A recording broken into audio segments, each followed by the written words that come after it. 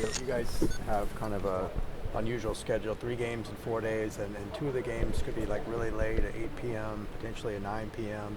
Is that going to be hard on the body to go through that stretch? Um, we've off season we prepared for this, and that's just extra time with our trainer, Ice, and just be ready for battle for the next couple of games.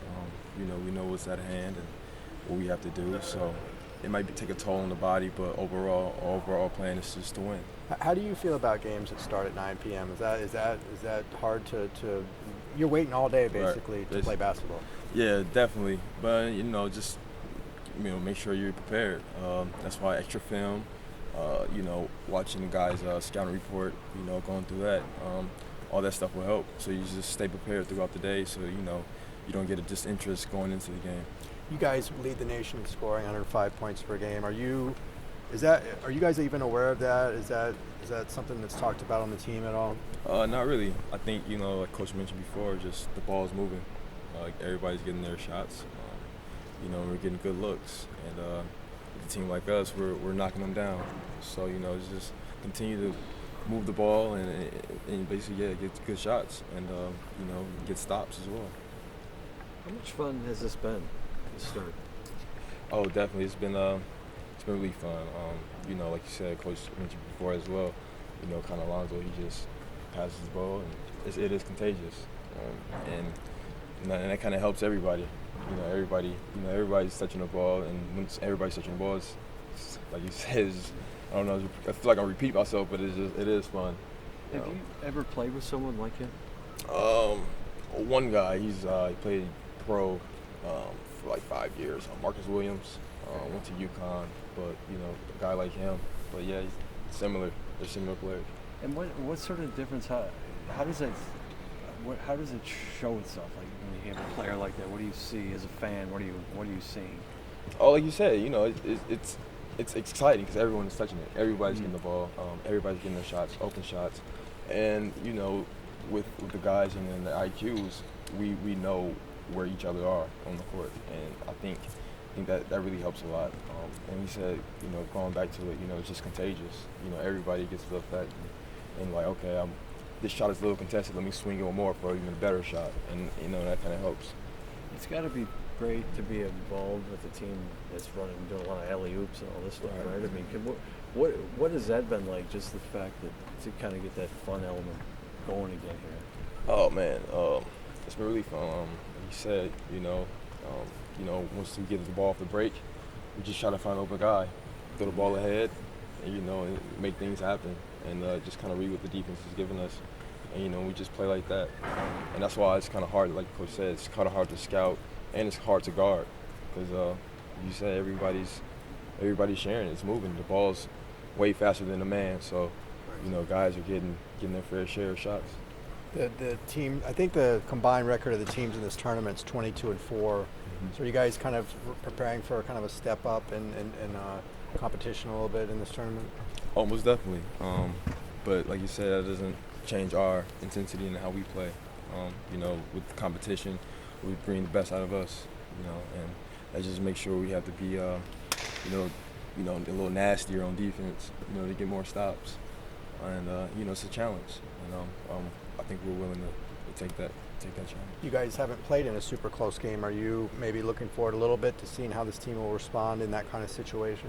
Definitely. I think the CSUN kind of gave us a test a little bit, and that's kind of how we had to play. Just stop after stop.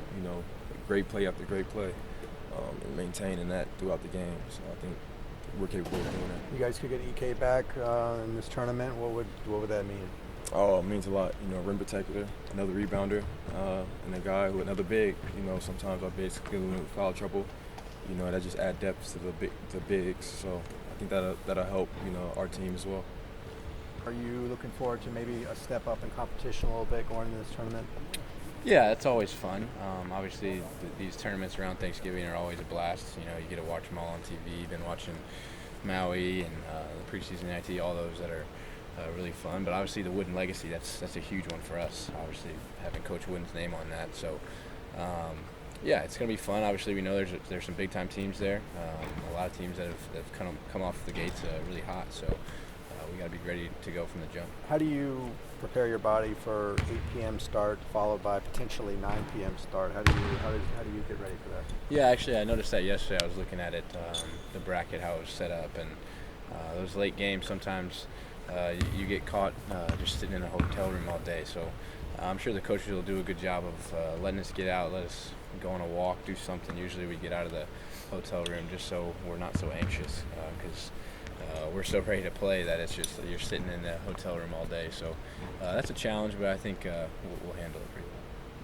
Chris, after last season, and then you look at the way this season has started, and the different style you're playing, and I'm sure as a player it's more fun to play this way.